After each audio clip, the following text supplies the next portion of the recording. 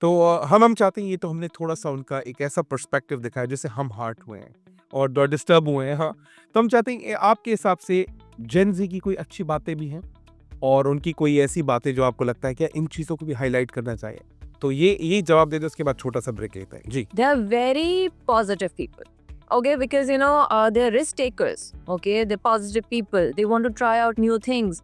And YOLO can be good as well because वो एक ही career के अंदर जबरदस्ती एक धक्का नहीं लगा रहे और उसी के अंदर even like for example if they think that relationships are toxic or workplaces can be toxic, ये they're not going to stay there and suffer.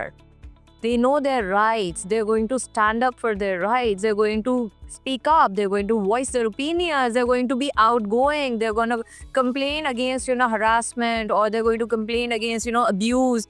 So, this is very good because this generation speaks. ये speaks है, बहुत vocal है और मुझे लगता है कि जिस जनरेशन से उनका ताल्लुक है, उनकी बेसिक ज़रूरियात पूरी हैं।